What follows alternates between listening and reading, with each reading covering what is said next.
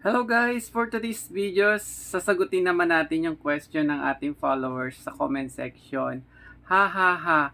Yung tip sa hindi tumatagal sa work. So ito guys, ano nga ba ang tip na may ibibigay natin? Siyempre, tatalakayin muna natin bakit ba sila nagre-resign? Ano yung dahilan? Siyempre, yung unang dahilan ng ibang mga tao kaya nagre-resign sa work is minsan malayo yung kanilang pinagjujutihan, di ba? Napaka-hassle sa kanila. Kumbaga, sa biyahe pa lang na-stress na sila kaya nagko-cause na mag-resign na lang. Mayroong personal family problem kaya nagre-resign. So ngayon, magbibigay ko na tip doon, ano ba talaga yung goal mo sa buhay mo? Goal mo ba magtrabaho o goal mo mag-business? 'Di ba? Ano yung work na gusto mong pasukin? Kasi minsan may pinapasok tayo or nag-apply tayo sa work na hindi naman talaga yung gusto nyo. Kumbaga may kanya-kanya tayong professional na gustong pasukin.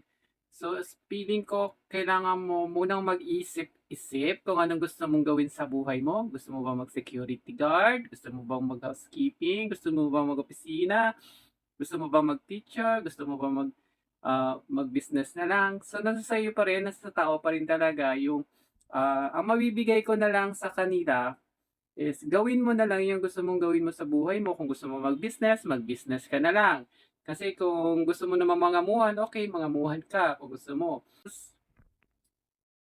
O baka naman tinatamad ka ng mag-work, kaya papiling nila parang hindi sila masaya sa work nila. So kung gusto mo ng masaya na work, di dapat mag-clown ka na lang. Charot lang. So, so yun kasi kailangan mo muna kasi alamin ano ba yung gusto mo sa buhay mo.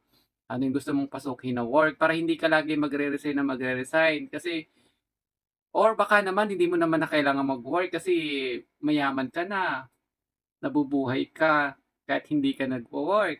Di ba? May mga ganun. Depende pa rin sa estado ng buhay mo yan eh. So yun nga lang, yung kung ikaw naman ay hindi ganun kayaman, gusto mong magkaroon ng magandang kinabukasan, syempre kailangan mo magsipag kahit anong trabaho papasukin mo, di ba?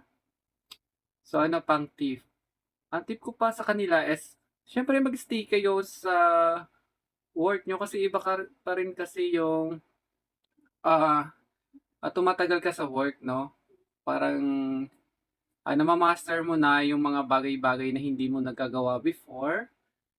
So, kung yung dahilan mo is kaya ka nag-resign dahil sa mga boss mo, hindi ka tinuturing na tao or pinapaya ka sa maraming tao, kaya ka nag-resign, good decision yun na lumabas ka at mag-apply. Or may kaaway ka sa work mo, kaya ka nag-resign, no? So, ngayon, ang may ipapayo ko lang sa'yo is magtiyaga ka. Magtiyaga ka, isipin mo muna kung ano yung gusto mong gawin sa buhay mo. Isipin mo muna kung ano yung gusto mong pasukin na propesyon. Ano pa? So yun, samahan mo na pagmamahal syempre.